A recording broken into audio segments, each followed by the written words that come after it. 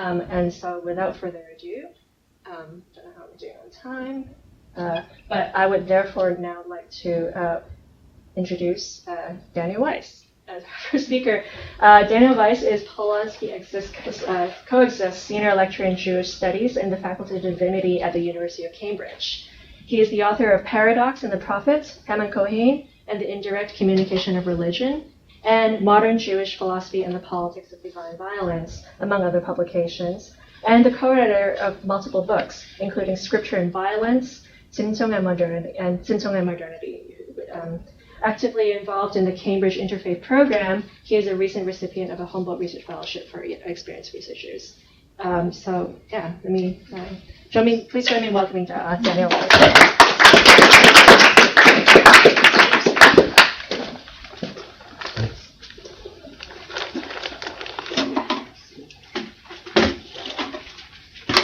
Hey, well, thank you again, Julie, for the invitation. It's really good to be here. Thank you to all of you for coming. I'm looking forward to the discussion throughout the day. So my presentation today is entitled Rosenzweig, Hegel, and, quote, Oriental Messianism. In the late 18th and early 19th centuries, Hegel famously portrayed Jewish Messianism as characterized by an Oriental orientation that fails to produce effective agency in history. By contrast, in the early 20th century, in his 1921 magnum opus, The Star of Redemption, the German Jewish philosopher Franz Rosenzweig reaffirmed key elements of Jewish Messianism that had been criticized by Hegel, including elements that could outwardly appear linked to passivity or non-action. However, Rosenzweig treats the Jewish orientation not as weak or ineffective, but as a committed stance that will lead the world to messianic redemption and to the overthrow of illusory power claims. We'll see that although Rosenzweig himself criticizes various aspects of Taoism, his account of Judaism shares elements in common with various 19th and early 20th century German portrayals of Taoism, particularly in relation to notions of action and non-action. As such, we could see Rosenzweig himself as functionally calling into question dominant Christian portrayals of both Judaism and Taoism, and seeking to reclaim the supposedly Oriental characteristics criticized by others. Rosenzweig's development of a modern challenging account of Judaism can thus be understood as paralleling the ways in which European writers contended with the ways in which China's modernizing developments likewise presented a challenge to dominant Western preconceptions. So first, a bit about Hegel as background. And Hegel's thought is pervaded throughout by a sharp contrast between West and East, between the Occident and the Orient, in his terms. He associates the West with freedom and the East with a lack of freedom and with what he calls Oriental despotism. This Oriental mode is marked by a master-slave relationship, which does not allow for either for freedom of the will or for freedom of thought. By contrast, Hegel views the true destiny of humanity as overcoming the master-slave relation and instead enacting a mode marked by what he calls freedom in culture, politics, and thought. Now, even before delving into what Hegel means by freedom, in contrast to despotism, we can note that he associates these terms specifically with the West and the Orient, where these two latter terms are set up in sharp opposition to one another in a manner strongly characteristic of what later scholars such as Edward Said have labeled as Orientalism, where writers produce an account of the West by imagining and constructing an account of the Orient that serves as a foil and opposite of the West. Thus, in such a dynamic, here, if the West is associated by Hegel with freedom, then the Orient, as the counterpart, would naturally be associated with despotism. However, simply because a thinker contrasts the West and the Orient, this does not in itself tell us which specific cultures or nations that thinker would group under the West, and which cultures or nations that thinker would group under the Orient. In the case of Hegel, then, when we examine the details of his thought, we find that he links Europe, and particularly Germany, and within that, particularly Prussia, with the West. And among the various groups he classifies as non-Western, we find that he associates both, among various groups, he associates both the Jews and China with the Orient and with Oriental modes of thought, particularly in relation to these questions of freedom and despotism and the master-slave dynamic. Hegel's grouping of Jews and China together under the same broad category of the Orient will aid us in analyzing Rosenzweig's later treatment of these two cultures. And it's interesting just in terminology use, if the term the Orient is used, how is that similar or different to the term Asiatic? Is Asiatic more of a continent? Does it have continental connotations? Is the Orient more vague? It's got the East aspect, but not necessarily specific continental. Anyway, so we'll be looking at the term Orient or Oriental, how it functions here. So let's look more closely at the dynamics first of Hegel's linkage of Jews with Oriental despotism and lack of freedom. One key place in Hegel's thought where this is highlighted can be found in his treatment of Jewish Messianism, in his essays that were later collected under the title of Early Theological Writings. Hegel argues that the Jews understand God's will as something determinately separate from human will. God is understood as acting independently of human wills, so that in various situations, human beings should trust in God to act, rather than taking matters into their own hands. Hegel views this as a more primitive mode of thought, and he instead argues that human beings should arrive at what he calls a reconciled relation between human will and God's will, so that human beings can conceive of themselves as enacting God's will through and by means of their own human actions. For Hegel, a key problem of viewing God's will as separate from human will is that it creates a stance of weakness and passivity on the part of human beings. He points to various narratives in the Hebrew Bible, or the Old Testament, as manifesting what he views as this problematic stance. For instance, when the book of Exodus portrays the central narrative of national salvation in the liberation from Egyptian slavery, the biblical text does not present the Israelites themselves as engaging in national warfare against Egypt. Rather, the text presents God as saving the Israelites and defeating Egypt solely through God's own power and actions.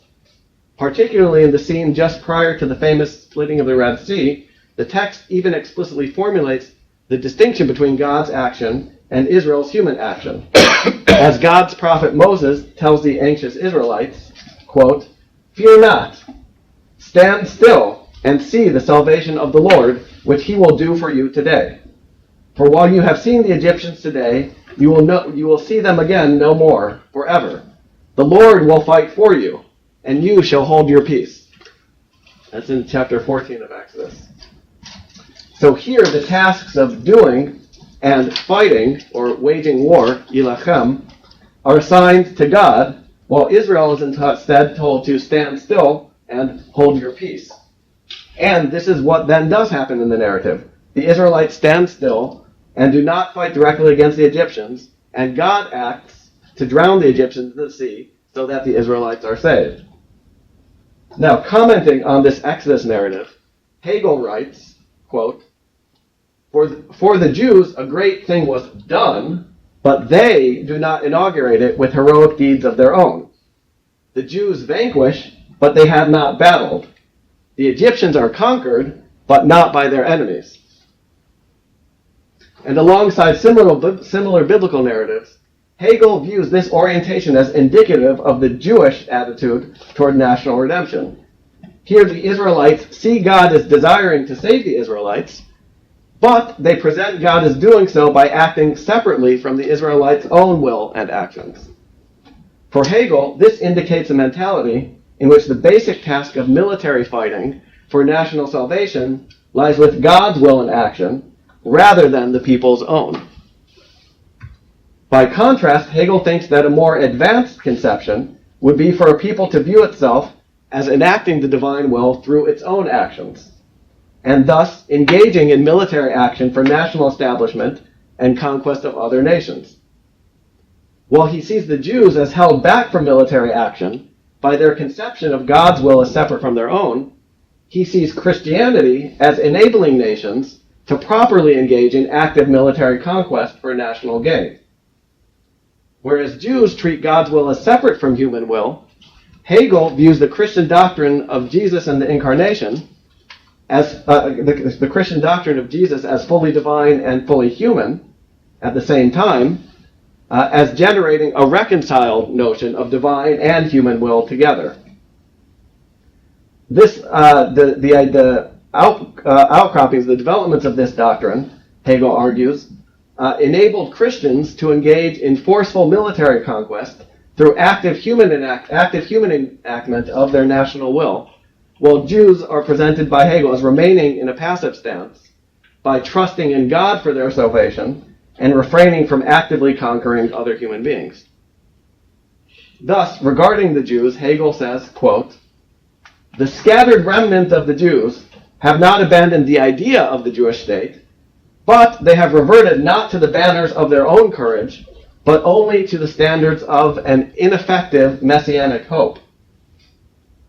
Thus, although they have the idea of national redemption, their view of God's will as separate from their own renders their messianic hope into something ineffective, something that will not, in Hegel's view, actually result in the redemption that is hoped for." Hegel similarly states, quote, "The subsequent circumstances of the Jewish people, up to the mean, abject, wretched circumstances in which they still are today, have all of them been simply consequences and elaborations of their original fate. By this fate, an infinite power which they set over against themselves and could never conquer, they have been maltreated and will continually be maltreated until they appease it by the spirit of beauty and so annul it by reconciliation." Here he presents the Jews as having set up God over against themselves, as a separate and alienated infinite power. Here the Jews are in the position of mere slaves, and God in the position of master, in a classic master-slave dynamic. Because they have set up God in this separated and alienated manner, the Jews are compelled to remain in a passive state, and are oppressed by other human beings who are more willing to use human power to conquer others.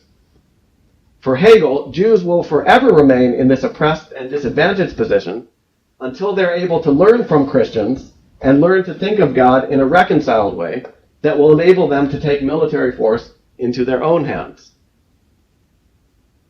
Notably, this theopolitical account fits well with Hegel's general treatment of groups operating under an Oriental spirit, and is structurally similar to the way he presents Oriental despotism in the context of China. While not identical in all ways to his portrayal of Jewish culture, he treats Chinese thought and culture as similarly marked by dynamics of passivity, so that on the political level, the Chinese people are destined to remain under structures of being ruled by despots and tyrants, rather than the people themselves participating in political rulership and governance. Thus, Hegel states in his lectures on the philosophy of world history, Orientals do not know that spirit, or the human being as such, is intrinsically free. Because they do not know this, they are not themselves free. By contrast, in his tracing of world history, he argues that greater consciousness of freedom began to arise in the Greeks and Romans, but this was only brought to its full development subsequently. This is another quote from Hegel. "The Germanic nations were the first to come to the consciousness through Christianity that the human being as human being is free." And in applying his account of the supposed Oriental mindset to China, scholars have highlighted the way in which this had a strong effect on subsequent German and European engagements with Chinese history and culture. As Eric Nelson puts it, Hegel's negative assessment of Chinese thought is notorious. It profoundly structures the Western philosophical dismissal of Chinese and non-Western forms of thought to this day. So with some background now there on Hegel's account of Jews and the Oriental mode, and grouping Jews and China together in some of those similar ways, we can now examine the ways in which, writing also in Germany about a century later, Franz Rosenzweig reconfigures Hegel's treatment and judgment of such Oriental modes of thought. First, and this is, as I said, primarily focusing on Rosenzweig's 1921 book, The Star of Redemption. So in The Star of Redemption, in relation to Judaism, Rosenzweig indicates that certain aspects of Hegel's account are, in fact, an accurate description of Jewish religious thought, particularly the traditions of Rabbinic Judaism.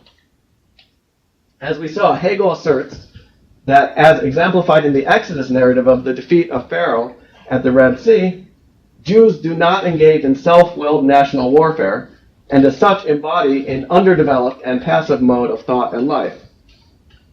Now, Rosenzweig agrees with Hegel that Jews do not engage in national warfare, stating that the Jewish people, quote, stands outside of a warlike temporality. However, rather than this being linked to mere passivity, Rosenzweig asserts that it is linked to a positive valuation of finite human life. Rather than treating human life as something to be sacrificed in warfare for the abstract ends of the state, he asserts that Jewish tradition is committed to what he calls, quote, the God of life. For him, this stands in contrast to the stance he sees the non-Jewish nations of the world as enacting, in which they root their identity not in life, but in, quote, dead soil, and in which they shed their blood and the blood of others in order to maintain collective control over a certain area of national territory. By contrast, he argues that Jewish non-enactment of warfare is linked to a mindset in which human life is prioritized above control over land or soil. In this regard, Rosenzweig states, we alone amongst all the peoples of the earth separated that of ours which is living from all community with what is dead. For Rosenzweig, this Jewish stance is a means of enacting the future messianic peace already in the present. Rosenzweig describes Israel as already, quote, living the eternal peace, directly echoing Isaiah's prophecy of the future messianic actualization of, quote, peace without end, shalom ein ketz. Thus, Rosenzweig goes on to state, quote, the Jewish people is in itself already at the goal toward which the peoples of the world are just setting out. While the prophetic texts declare hope for a future in which war will come to an end across the whole world, in which, quote, nation shall not lift up sword against nation, neither shall they learn war anymore, Rosenzweig asserts that the Jewish people enacts this hope already through its rejection of warfare, while the nations of the world remain immersed in a communal orientation that is fundamentally bound up with warfare. Thus, when looking at the practical stance that Hegel associates with a mindset of mere passivity, Rosenzweig acknowledges the practical stance, but associates it instead not with a mindset of passivity, but with a mindset that rejects murder and national bloodshed. While Hegel praises the willingness of Western Christian nations to engage in warfare, linking this to a reconciliation of divine will and human will, Rosenzweig's counter-description shows the ways in which Jewish tradition's separation of divine will from human will creates a space for resisting the all-too-common human tendency toward collective violence toward other human beings. In other words, a certain type of non-action, of refraining from certain types of actions, is reconfigured here as an active upholding of finite human lives.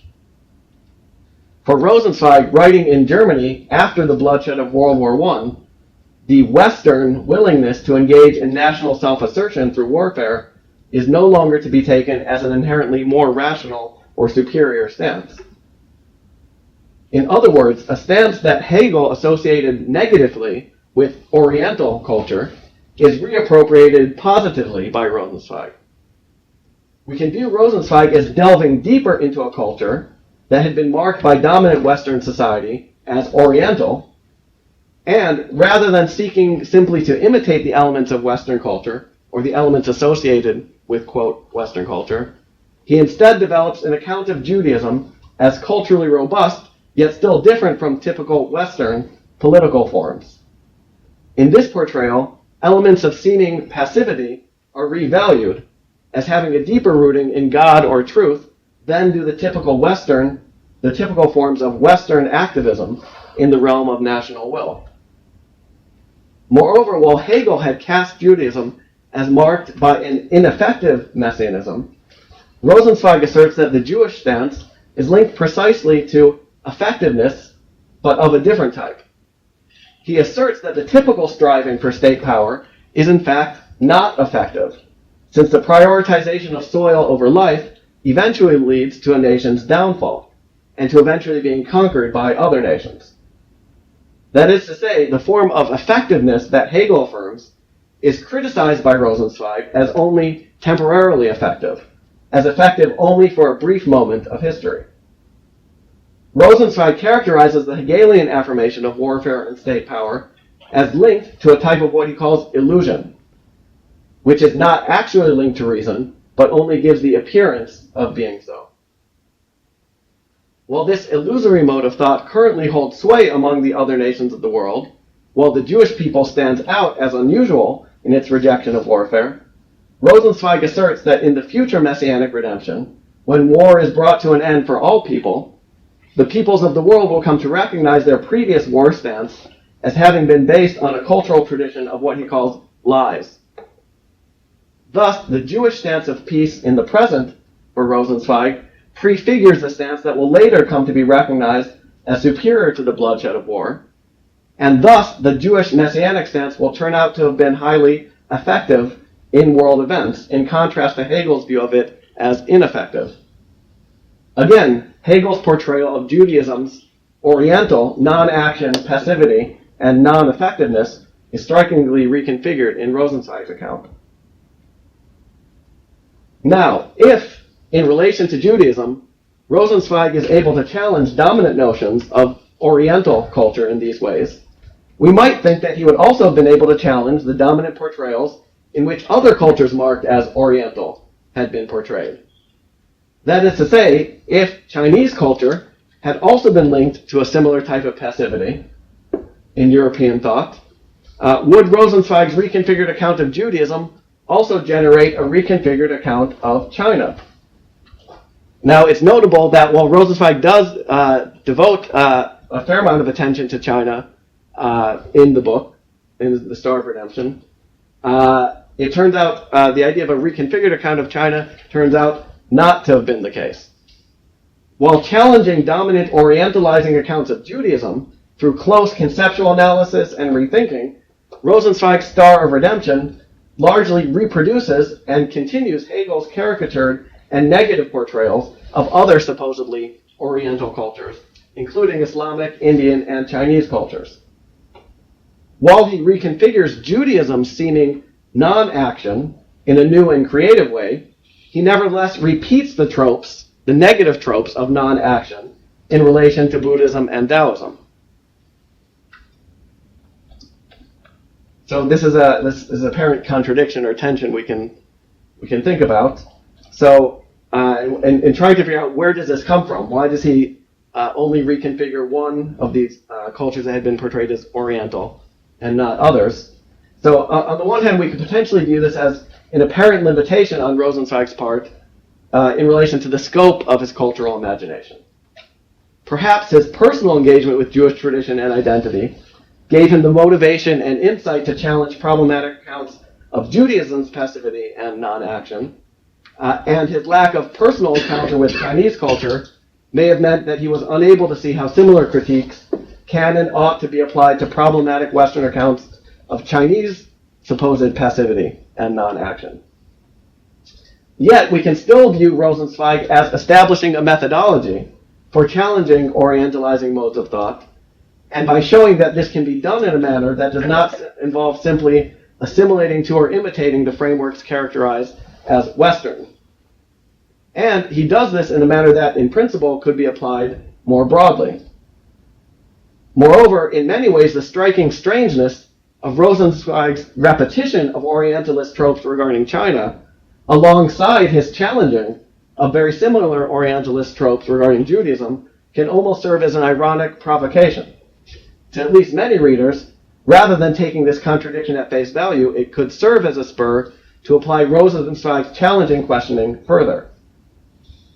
In addition, seeing the ways in which Rosenzweig reappropriates that which was condemned by Hegel as ineffective Oriental messianism can help us in analyzing the ways in which various other writers and thinkers in Germany were viewing Chinese culture in new ways, even if Rosenzweig wasn't. So just as Rosenzweig seeks to apply a new and different, just as Rosenzweig seeks new and different value in the supposedly Oriental elements of Judaism, many German thinkers from the same period were seeking different types of values in Taoist and Buddhist texts and traditions.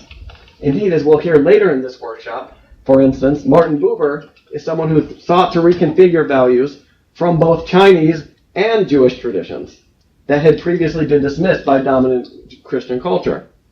In particular, for instance, the Taoist notion of Wu Wei, or non-action, was re-engaged by Buber and other thinkers in ways that can be fruitfully compared to Rosenzweig's treatment of Jewish messianism.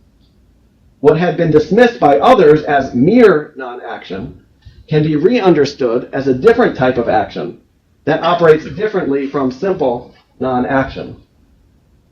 In this regard, because both Jewish and Chinese cultures had been previously treated negatively in some similar ways, there's value in assessing whether their cultural reappropriations in early 20th century Germany were also marked by certain similar dynamics.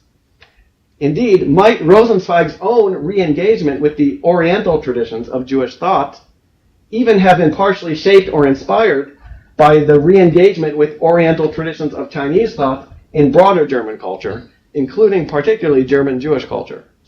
So there may not be even if Rosenzweig takes a certain stance in his book, the cultural settings in which he was operating and working in may have, the elements of the retreatments of China may still have, we could see those as potentially coming in and shaping how Rosenzweig retreats Judaism.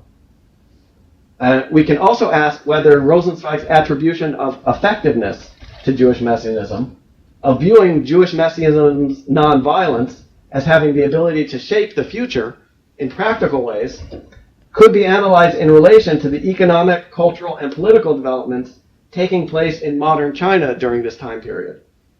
If Western stereotypes of Oriental passivity were being challenged by arriving news of decidedly non-passive cultural developments in China, could this have played an indirect role in sparking writers like Rosenzweig to reassess the stereotypes of passivity that had been assigned to Judaism? Again, a key notable element in Rosenzweig is that he seeks to dispel stereotypes of Jewish passivity and stereotypes about Jewish difference, not by seeking to eliminate Jewish difference. Instead, he upholds various forms of difference while changing the valuation attributed to them. Yet, he does so in a dynamic and modern form, challenging past Christian notions of Judaism as static and lacking intellectual vitality, and thus also challenging the simple binary between the West and the Orient. Might we view approaches like Rosenzweig's as related to approaches in his time that sought to develop a different and less stereotypical understanding of modern Chinese developments without simply reducing them to an imitation of Western modernity? In this regard, Rosenzweig's approach could be seen as one instance of a framework of multiple modernities, to borrow the term of Shmuel Eisenstadt, and such a framework may be useful in assessing the way in which Chinese culture was being reassessed by German thinkers during this same time period. Importantly, of the different cultures that had been treated by dominant German Christian culture as Oriental, Jewish culture was largely the most local of these Oriental cultures. That is to say, this was the Oriental culture that one could most directly encounter within Europe itself, whereas Indian, Islamic, and Chinese cultures were the ones that were viewed as ones that one had to go abroad or to go over there to encounter more directly during this time period. As such, we can view Rosenzweig's account of Judaism as providing a thick description of what it might look like to reconceive a supposedly Oriental culture in modern, yet not merely imitative terms. his success in challenging Orientalized stereotypes of a local culture can be understood as contributing to anti-Orientalizing efforts in relation to more distant cultures, even if Rosenzweig himself did not contribute to the latter type of projects directly. While these different projects of cultural reimagination emerged in various interesting forms in early 20th century Germany, our re-examining of these efforts today can help to enable newly relevant forms of cross-cultural understanding and critique of unfruitful stereotypes and skewed lenses that continue to distort our view of others. Thanks.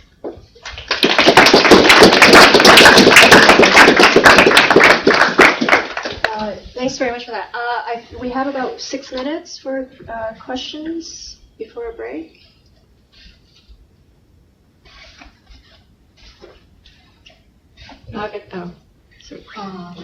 Do you think Hegel's idea about master and slavery image in what happened in China,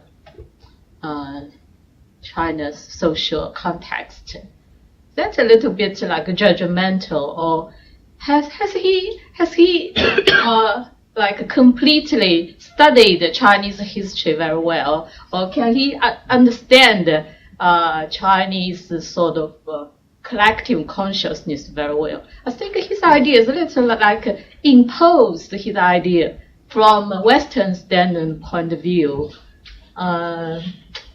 It's a little bit such some kind of hegemony or Orientalism. Yes. Yeah, no, that was, I think, I sought to emphasize in this portrayal of Hegel that he's portraying the Orient, or say China, as linked to despotism and very different from the West, which is linked to freedom.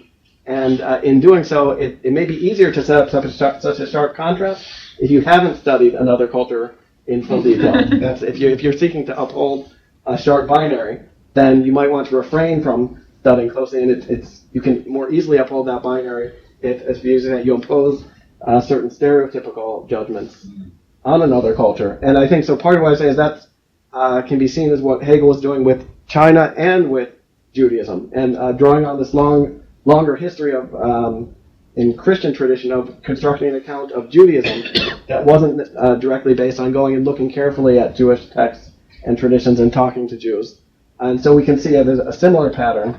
And that's why I think Rosenzweig is an interesting example of, viewing him as a German writer who, rather than continuing the stereotypes of Jewish culture, is writing an account that's geared towards a modern German audience, but is engaging in a much richer and more detailed and less stereotyped, at least, approach to Judaism. And so even though he maintains an Orientalizing caricature of China, in some ways he can be seen as one of the first actually extended de-Orientalizing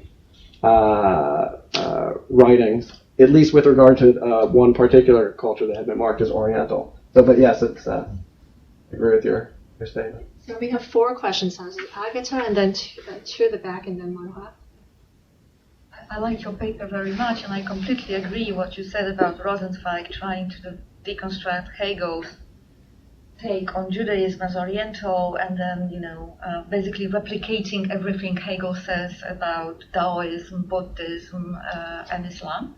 But my question is, can Daoism, for instance, be treated as a case of Oriental messianism?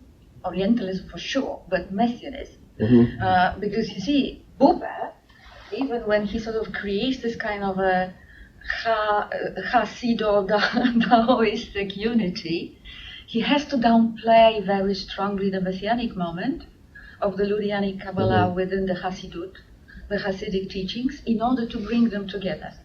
Because this idea of the peace without end is something that would go a little bit against the kind of the idea, I understand, the Taoistic idea of a constant interplay between the opposites. So you cannot have just peace that conquered war, because peace and war will be constantly intermingling, right? So in that sense. No, it's good. I think in terms of the juxtaposing of the Messianism and Daoism, I think the comparison would be it's not about saying does Taoism as a tradition have a messianic dimension per se, but in terms of the stereotypes. Hegel has a certain stereotype of Jewish messianism as ineffective, and Rosenzweig reconfigures that as actually it can have an effect. And likewise, Hegel has a stereotype of China, with traditions of Taoism being linked to passivity and ineffectiveness. And so I think the comparison would be then in this time period that Rosenzweig's writing in the 20th century, modernizing developments in China sort of then can be seen, perceived by different German writers. They have to deal with the fact that there's a culture that is strongly linked to Taoist traditions, and yet is doing activity and making an effect. And so how does that cause them to potentially reconfigure notions of passivity? So it's less about finding messianism in Taoism itself, but whether one could view modern Chinese developments could be viewed from these German writers' perspective as in some ways this surprising activity, just as Rosenzweig is able to find the surprising effectiveness in the messianism that Hegel viewed as merely passive. So it would be through that comparison, but it's a good point. Question in the corner. So it wasn't really a question, it was more of a comment on the comment about whether Hegel had been unfair in his representation of China. Isn't the point about the kind of the greats is none of them are actually fair in their representations of anything, you know. Hobbes isn't fair in his representation of human nature. Aristotle was not fair in his representation of women or indeed slaves or anything, you know. All of these greats, they become great because we spend our lifetimes in critique of everything they say, you know. That's what makes them. No, I think that's a good point. I think you could say that maybe almost any great thinker could have to oversimplify some things in some ways. So I think that there is a point to that. But I think some writers, we can assess whether their main point is dependent on them being sort of unfair. That especially if they want to, in terms of cultural comparison, of wanting to construct a contrast between one culture and another culture. And if part of the point is they want to say that this culture is in binary opposition to this other one, then that type of argument might need to be unfair in a way that maybe some other arguments are sort of contingently unfair, could be made more fair. I think so that, it's a good point that the notion of fairness should be applied carefully, but I think the type of unfairness that Hegel applies to China could be maybe of a different type than Hobbes might apply to certain, but it's a good point to raise. Thanks so much for this. Sorry, it's a bit of a roundabout question, but I was struck by how many binaries there are in this discourse between peace or personal self-actuated freedom with God, separation and messianism. And even in the debate, the deconstruction and construction of Hegel's argument, we have that sort of binary here. Now, just being just a little bit curious, is there a third? Is there a third way of approaching this? Because even when you think about war and peace, you could talk about the idea of harmony. Is there a third access point to this sort of very dualistic type of back and forth? Yeah, well, I think there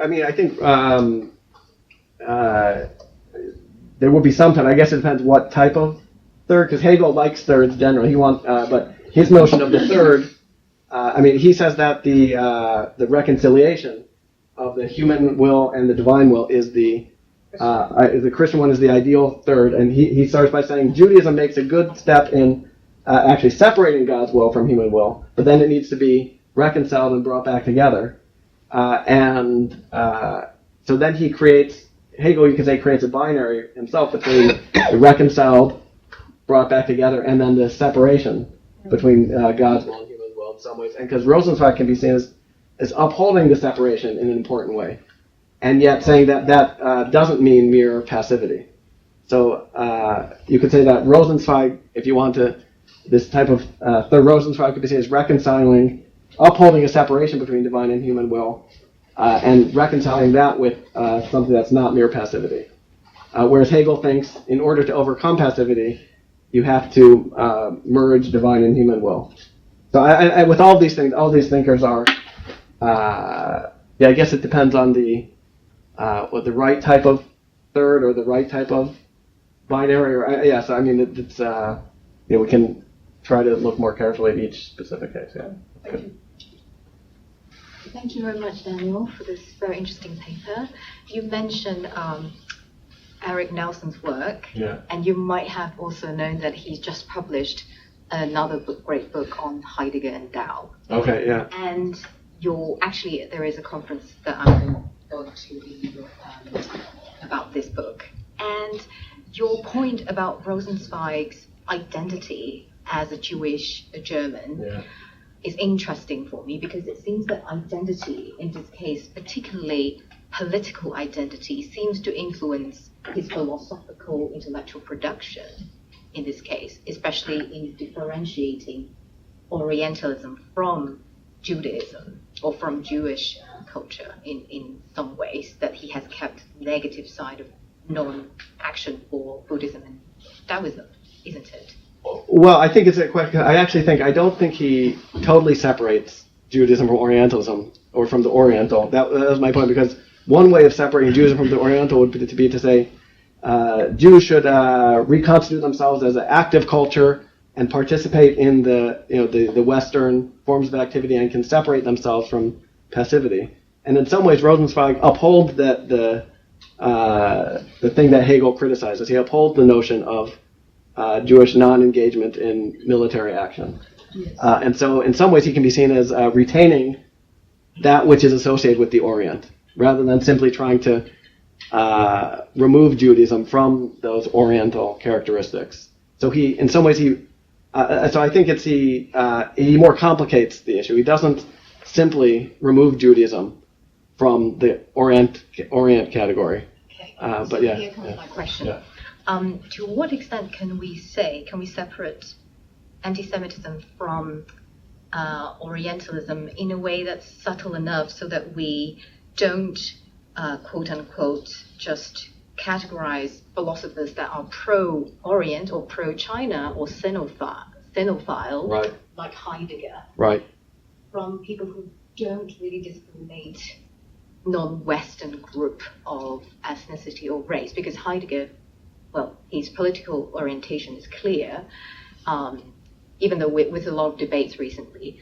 But the fact that he's biographically and politically anti-Jewish has stimulated a lot of debates about whether his philosophical intellectual production is worthy of people's value. So I would say that this has been a great debate in the Chinese philosophical circle, whether being pro-China is necessarily something automatically positive, philosophically speaking, right, and whether that actually distinguishes Heidegger from Hegel as someone that's entirely Orientalizing China. Right. Which one is the evil of the two? No, it's really good, right? I mean, people have very similar points about questions, cinephile and philo-Semitism. I mean, is a phile necessarily automatically a good thing? And I think maybe it could relate to something that I touched on at the beginning about the notion of the Orient, which is contrasted to the certain notion of the West, which Hegel portrays as good. And I said the question, it doesn't answer which cultures would he grouped under the Orient or not, right? Just say the Orient is one thing, but then are Jews Oriental, are Chinese Oriental? And I think part of it's the way in which, because both Hegel and Heidegger's thought is constructed in a way that could be seen as orientalizing in different ways.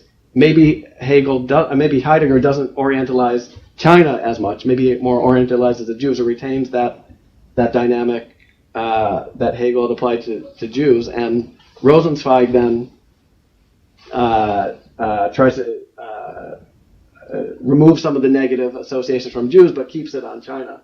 And I think we can see both Rosenzweig and Heidegger's thought as maybe it could be any given thinker could be challenging certain previous stereotypes. Maybe Heidegger is challenging Hegel's stereotypes about China in certain ways, and Rosenzweig is challenging Hegel's stereotypes about Judaism. But that a thinker can do that with one culture and still have their thought be marked by the similar orientalizing or some of those same problematic dynamics. And so we can't necessarily tell just by seeing what they do with one culture. We have to see what they do more broadly. And I guess if you're comparing Rosenzweig and Heidegger in that case, it's one could see. I think so. Yeah, some of the actually Stephen Schwarzschild has written about Rosenzweig and Heidegger in an essay that will be coming out. He died 30 years ago, but this famous essay that circulated unpublished will be being published soon in an edited volume. Myself and George Kohler are putting out, and he shows ways in which Rosenzweig has similarities with Heidegger in bad ways, and what he sees as negative ways, but that there's other dynamics in Rosenzweig that maybe from Rosenzweig coming more from a minority dynamic is more alongside his sort of problematic, some of his ethnicizing dynamics.